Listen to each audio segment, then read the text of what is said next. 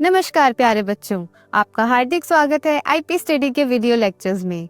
आज हम एक नए विषय को पढ़ेंगे और समझेंगे जिसका नाम है सर्वनाम। सर्व मतलब सबका और नाम हम सभी का होता है, तो ऐसे नाम जो सभी के लिए प्रयोग किए जाते हैं उसी विषय के बारे में हम आज पढ़ेंगे। तो देखिए यहाँ कुछ उदाहरण दिए हैं, उनको पढ़ते हैं और पाठ का आरंभ करते हैं। यह सत्यम है। सत्यम 7वीं कक्षा में पढ़ता है। सत्यम को जूडो कराटे भी आते हैं। सत्यम अध्यापक के साथ अभ्यास कर रहा है। तो अब देखिए यहाँ सत्यम जो एक संज्ञा शब्द है उसका प्रयोग बार बार हमने किया और इस वजह से वाक्य बहुत नीरस लग रहे हैं, बुरे लग रहे हैं। तो अब इन नीरस वाक्यों को हटाने के लिए हम सर्वनाम शब्दों का प्रयोग करते हैं और एक बार फिर से इन वाक्यों को दोहराते हैं। यह सत्यम है। वह 7वीं कक्षा में पढ़ता है। उसे जूडो कराटे भी आते हैं। वह अपने अध्यापक के साथ अभ्यास कर रहा है। अब देखिए सर्वनाम शब्दों के प्रयोग से वाक्य कितने सुंदर लगने लगे। तो यही करता है हमारा सर्वनाम, वो वाक्यों को सुंदर बनाता है और वो हर किसी के लिए आप प्रयोग कर सकते हैं। तो सर्वनाम की परिभाषा पढ़ते हैं। संज्ञा के स्थान पर प्रयोग होने वाले शब्द सर्वनाम कहलाते हैं। तो ऐसे शब्द जो हम संज्ञा के स्थान पर प्रयोग करते हैं उन्हें हम सर्वनाम कहते हैं। अब देखिए यहाँ कुछ सर्वनाम शब्द दिए हैं, जैसे मैं, हम, तू, तुम, आप, यह, वह आदि। ये सभी क्या हैं? सर्वनाम शब्द हैं। आइए अब जानते हैं सर्वनाम के भेद के बारे में। सर्वनाम के कुल 6 भेद हैं। कौन कौन से? पुरुषवाचक सर्वनाम, निश्चयवाचक सर्वनाम, अनिश्चयवाचक सर्वनाम, संबंधवाचक सर्वनाम, प्रश्नवाचक सर्वनाम तथा निजवाचक सर्वनाम। अब हम एक एक करके इन भेदों को पढ़ेंगे। चलिए पहला भेद है पुरुषवाचक सर्वनाम। यह क्या है? जिन सर्वनाम शब्दों का प्रयोग बोलने वाला अपने लिए, सुनने वाला अर्थात जिससे बातें कर रहा है उसके लिए तथा उस व्यक्ति के लिए जिसके बारे में वह बात हो रही है उनके लिए यह सर्वनाम प्रयोग किया जाता है। उदाहरण देखिए, मैं कह रहा हूँ कि तुम अपनी पुस्तक उसे दे दो। मैं यानी वक्ता, तुम यानी आप यानी श्रोता और उसे कोई अन्य व्यक्ति। तो देखिए यहाँ पुरुषवाचक सर्वनाम का प्रयोग है। अब पुरुषवाचक सर्वनाम के 3 भेद होते हैं। इसके भी उपभेद होते हैं जो हैं 3। कौन कौन से? उत्तम पुरुषवाचक सर्वनाम, मध्यम पुरुषवाचक सर्वनाम तथा अन्य पुरुषवाचक सर्वनाम। अब एक एक करके इनके बारे में पढ़ते हैं। पहले है उत्तम पुरुषवाचक सर्वनाम। जिन सर्वनाम शब्दों का प्रयोग बोलने वाला या लिखने वाला अपने लिए करता है उन्हें हम उत्तम पुरुषवाचक सर्वनाम कहते हैं। तो ऐसे सर्वनाम शब्द जो हम अपने लिए प्रयोग करते हैं उन्हें हम उत्तम पुरुषवाचक सर्वनाम कहते हैं। तो यहाँ वक्ता अपने लिए शब्दों का प्रयोग करता है, जैसे मैंने आयुष का गाना सुना। यहाँ देखिए मैंने अपने लिए प्रयोग किया गया है। मैं प्रतिदिन व्यायाम करता हूँ। यहाँ भी मैं शब्द उत्तम पुरुषवाचक सर्वनाम का उदाहरण है। अब जानते हैं मध्यम पुरुषवाचक सर्वनाम के बारे में। जिन सर्वनाम शब्दों का प्रयोग सुनने वाले के लिए किया जाता है उन्हें हम मध्यम पुरुषवाचक सर्वनाम कहते हैं। तो यहाँ मैं पुरुषवाचक में उत्तम पुरुषवाचक सर्वनाम हूँ और आप सब मध्यम पुरुषवाचक सर्वनाम है। क्यों? क्योंकि आप सुन रहे हैं, आप श्रोता हैं। तो उदाहरण देखिए, तुम कब आ रहे हो। यहाँ तुम क्या है? सुनने वाला यानी श्रोता। तुम मेरे साथ चलोगे। तो यहाँ भी तुम क्या है? मध्यम पुरुषवाचक सर्वनाम जो श्रोता के लिए प्रयोग किया गया है। आप यहाँ बैठ जाइए। तो आप भी क्या है? श्रोता, सामने वाला व्यक्ति। तो ये है मध्यम पुरुषवाचक सर्वनाम। अब जानते हैं अन्य पुरुषवाचक सर्वनाम के बारे में। जब बोलने वाला अपने सामने उपस्थित श्रोता से भिन्न किसी अन्य व्यक्ति के बारे में बातचीत करते हुए उसके लिए जिन सर्वनामों का प्रयोग करे वे अन्य पुरुषवाचक सर्वनाम है। यानी मैं और आप जब किसी तीसरे व्यक्ति के बारे में बात करेंगे, किसी अन्य व्यक्ति के बारे में बात करेंगे तो वह हो जाएगा अन्य पुरुषवाचक सर्वनाम। तो देखिए उसकी परीक्षा हो गई।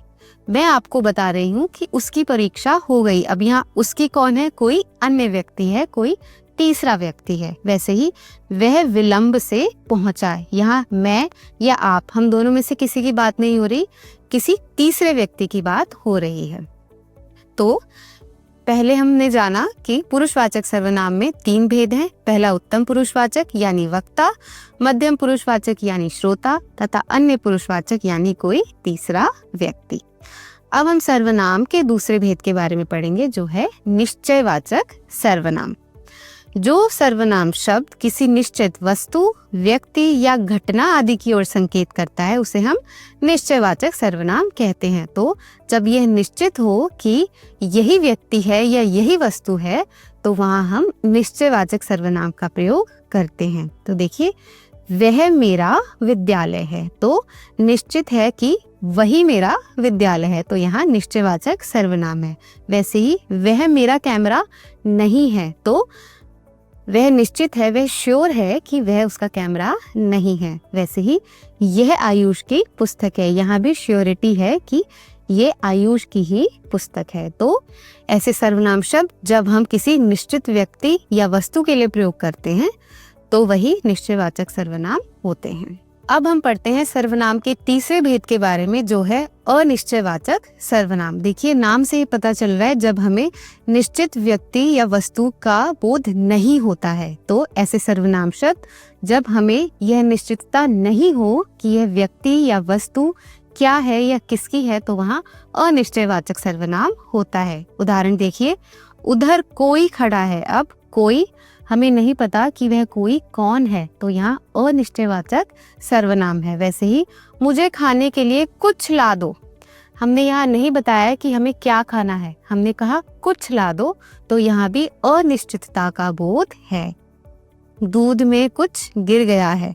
अब कुछ में क्या गिर गया है, हमें इसका ज्ञान नहीं है, तो यहाँ भी अनिश्चयवाचक सर्वनाम है। अब पढ़ते हैं सर्वनाम के अगले भेद के बारे में, जो है संबंधवाचक सर्वनाम। जिन सर्वनाम शब्दों से वाक्य में आए किसी दूसरे सर्वनाम से उनके संबंध का पता चलता है, तो उन्हें संबंधवाचक सर्वनाम कहते हैं। तो जो सर्वनाम एक दूसरे से संबंध स्थापित करते हैं, वाक्य में आए दूसरे सर्वनाम से संबंध स्थापित करते हैं, तो वहाँ संबंधवाचक सर्वनाम होता है।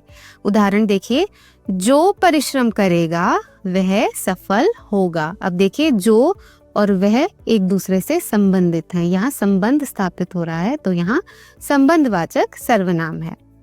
जिसकी लाठी उसकी भैंस, तो यहाँ जिसकी और इसकी एक दूसरे से संबंधित हैं, संबंध स्थापित कर रहे हैं। वैसे ही उतना उठाओ जितना उठा सको, तो यहाँ भी उतना और जितना संबंधवाचक सर्वनाम है। अब जानते हैं अगले भेद के बारे में, जो है प्रश्नवाचक सर्वनाम। यहाँ भी हमें नाम से ही यह बोध हो रहा है कि यह सर्वनाम प्रश्नवाचक से संबंधित है, प्रश्न पूछने से संबंधित है। जिन सर्वनाम शब्दों में किसी प्राणी, व्यक्ति, वस्तु और कार्य आदि के विषय में प्रश्न किया जाता है, उसे प्रश्नवाचक सर्वनाम कहते हैं। तो जिन भी वाक्यों में आप सर्वनाम शब्दों का प्रयोग करें जो प्रश्न सूचक शब्द हों, वहाँ प्रश्नवाचक सर्वनाम होता है। जैसे, क्या तुम क्रिकेट खेलने चलोगे?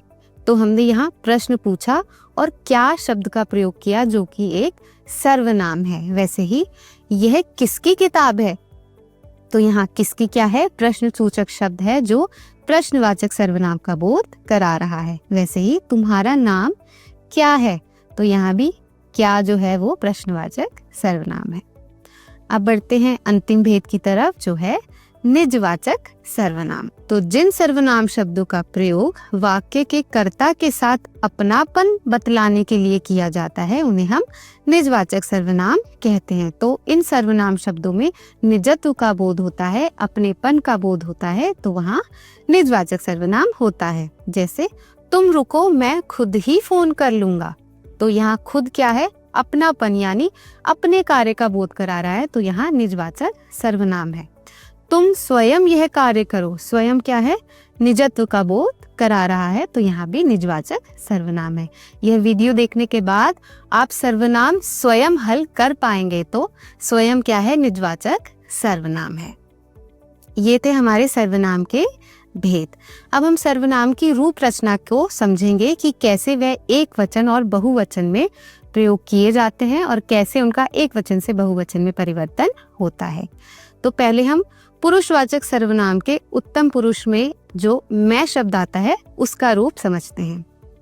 तो हम जानते हैं कारक हैं हमारे पास 8, कर्ता, कर्म, करण, संप्रदान, अपादान, संबंध और अधिकरण। अब हम इनके अनुसार इन शब्दों को परिवर्तित करके देखेंगे। एक वचन में मैंने, मैं, बहुवचन में हमने, हम। एक वचन में मुझे, मुझको, बहुवचन में हमें, हमको। एक वचन में मुझसे, मेरे द्वारा, बहुवचन में हमसे, हमारे द्वारा। एक वचन में मुझको, मेरे लिए, बहुवचन में हमको, हमारे लिए। मुझसे, हमसे, मेरा, मेरी, मेरे, हमारा, हमारी, हमारे। मुझ में, मुझ पर, हम में, हम पर। ध्यान देने की बात यह है कि सर्वनाम में संबोधन कारक नहीं होता। संबोधन कारक का चिन्ह क्या है? हे तथा अरे। उसका प्रयोग यहाँ पर नहीं किया जाता है। अब जानते हैं पुरुषवाचक सर्वनाम के मध्यम पुरुष में आने वाले तू शब्द के बारे में। अब इसका परिवर्तन देखते हैं। एक वचन है तू, तूने, बहुवचन है तुम, तुमने। एक वचन है तुझे, तुझको, बहुवचन है तुम्हें, तुमको। तुझसे, तेरे द्वारा, तुमसे, तुम्हारे द्वारा। तुझे, तेरे लिए, तुम्हें, तुम्हारे लिए। तुझसे, तुमसे। तेरा, तेरी, तेरे, तुम्हारा, तुम्हारी, तुम्हारे। तुझ में, तुझ पर, तुम में, तुम पर। तो ये था मध्यम पुरुषवाचक के तू शब्द का एक वचन और बहुवचन में प्रयोग। अब हम वह शब्द के बारे में पढ़ेंगे जो है वह, उसने, वे, उन्होंने, उसको, उसे, उनको, उन्हें। उससे, उसके द्वारा, उनसे, उनके द्वारा। उससे, उसके लिए, उन्हें, उनको, उनके लिए। उससे, उनसे, उसका, उसकी, उसके, उनका, उनकी, उनके। उसमें, उस पर, उनमें और उन पर। यह था अन्य पुरुष के वह शब्द के बारे में। अब हम जानते हैं निश्चयवाचक के यह शब्द के बारे में कि उसका परिवर्तन कैसे होता है। एक वचन में है यह, इसने, बहुवचन में है ये, इन्होंने। इससे, इसको, इन्हें, इनको। इससे, इसके द्वारा, इनसे, इनके द्वारा। इससे, इसके लिए, इनको, इनके लिए। इससे, इनसे। इसका, इसकी, इसके, इनका, इनकी, इनके। इसमें, इस पर, इनमें, इन पर। अब हम देखते हैं अनिश्चयवाचक के कोई शब्द के परिवर्तन को। एक वचन में है कोई, किसी ने, बहुवचन में है कोई, किन्हीं ने। किसी को, किन्हीं को। किसी से, किसी के द्वारा, किन्हीं से, किन्हीं के द्वारा। एक वचन में है किसी को, किसी के लिए, बहुवचन में है किन्हीं से, किन्हीं के लिए। किसी से, किन्हीं से। किसी का, किसी की, किसी के। किन्हीं का, किन्हीं की, किन्हीं के। किसी में, किसी पर, किन्हीं में, किन्हीं पर। अब देखते हैं संबंधवाचक में जो शब्द का प्रयोग हम करते हैं उसका रूप परिवर्तन कैसे होता है। एक वचन में है जिसने, जो, बहुवचन में है जिन्होंने, जो। एक वचन जिसे, जिसको, बहुवचन जिन्हें, जिनको। एक वचन जिससे, जिसके द्वारा, बहुवचन जिनसे, जिनके द्वारा। जिसके लिए, जिसको, जिनके लिए, जिनको। जिससे, जिनसे। जिसका, जिसकी, जिसके। जिनका, जिनकी, जिनके। जिसमें, जिस पर और जिनमें, जिन पर। अब देखते हैं प्रश्नवाचक में कौन शब्द का रूप परिवर्तन। एक वचन में है किसने, कौन। बहुवचन में है किन लोगों ने, किन्होंने। एक वचन है किसे, किसको, बहुवचन है किन्हें, किनको। एक वचन है किससे, किसके द्वारा, बहुवचन है किनसे, किनके द्वारा। किसके लिए, किसको, किनके लिए, किनको। किससे, किनसे। किसका, किसकी, किसके। किनका, किनकी, किनके। किसमें, किस पर और किन में, किन पर। तो ये थे सर्वनाम के रूप परिवर्तन कि कैसे हम उन्हीं शब्द को एक वचन में और कैसे उन्हीं शब्द को बहुवचन में प्रयोग करते हैं। तो आज हमने क्या क्या सीखा? संज्ञा के स्थान पर प्रयोग होने वाले शब्दों को हम सर्वनाम कहते हैं, सभी के लिए जो नाम प्रयोग किए जाते हैं। सर्वनाम के कुल कितने भेद पढ़े हमने? 6 भेद पढ़े। कौन कौन से? पुरुषवाचक सर्वनाम, निश्चयवाचक सर्वनाम, अनिश्चयवाचक सर्वनाम, प्रश्नवाचक सर्वनाम, निजवाचक सर्वनाम तथा संबंधवाचक सर्वनाम। तो आज का अध्याय यही समाप्त होता है। आशा करती हूँ कि आपको सभी भेद और उनके रूप परिवर्तन समझ आए होंगे। ऐसे ही अभ्यास करते रहिए और अपने जीवन में आगे बढ़ते रहिए। इसी के साथ मिलते हैं अगली कक्षा में नए विषय के साथ। धन्यवाद।